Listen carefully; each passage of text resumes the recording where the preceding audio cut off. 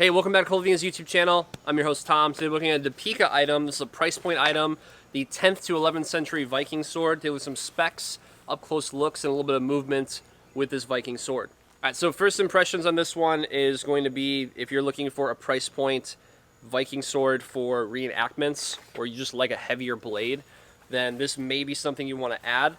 Some unique features on it. The guard is a lot longer than what you'd normally categorize the Viking sword, and also the comfort of the grip because of the Brazil nut pommel.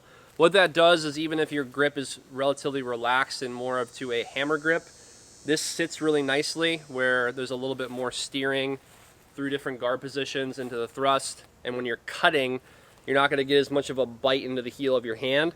If you're unfamiliar with other Viking style of handles, normally they kind of force your hand into a 90-degree angle that ends up being pretty sharp. If you're used to it, then it doesn't really matter. If you're not used to it, it can get kind of annoying toward the ridge or the heel of your hand. So having that Brazil nut pommel where it tapers off doesn't seem like it really matters, but when you start going into different cuts, you're gonna kind of want that, especially if you are gonna do some type of martial arts with this one. You're gonna practice forms, maybe even do sword and shield at home, just to kind of know that there's a comfort level to it, and the guard is a little bit wider. So I would put this in the price point category. It's got a wood core leather wrap scabbard in the up close looks. This one is blemished, so you're gonna see little imperfections on it that are categorized with blemished items.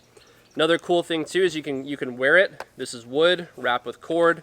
So if you did want to do this for reenactments, this is a nice one that looks authentic. It's comfortable if you want to pull it out, show it to your friends, swing it around. You know, there's no edge on it because it's from Topeka.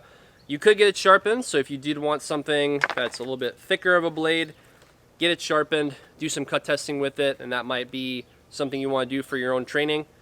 This might be the item for you. And being under $200, can't really go wrong with that. Let's do some up close looks at this one in the scabbard and out of the scabbard.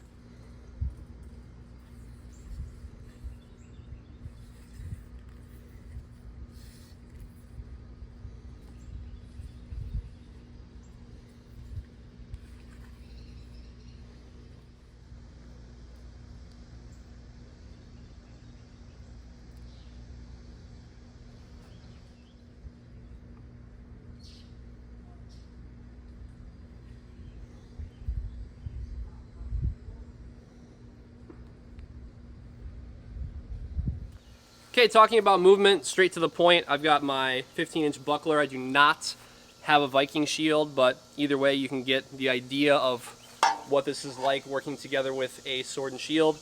I'm going to move with the shield and without. Let's take a little bit of movement with cut, thrust, and guard with this Viking sword.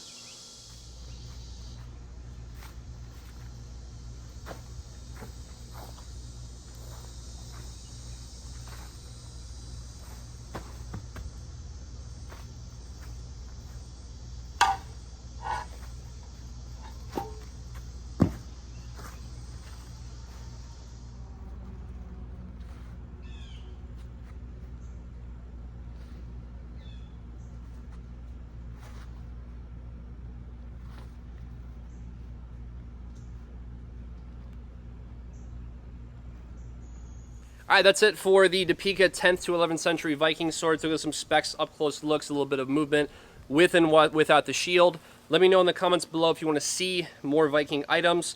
If you want to start your collection of swords, maybe Viking history is something that you're interested in, you may want to look into this one a little bit more. Click the link in the description below this video to buy this one today to add to your collection. I'm Tom, your host for Kult of Athena's YouTube channel. Make sure to subscribe to the channel, follow us on TikTok and Instagram, and I'll see you in the next one.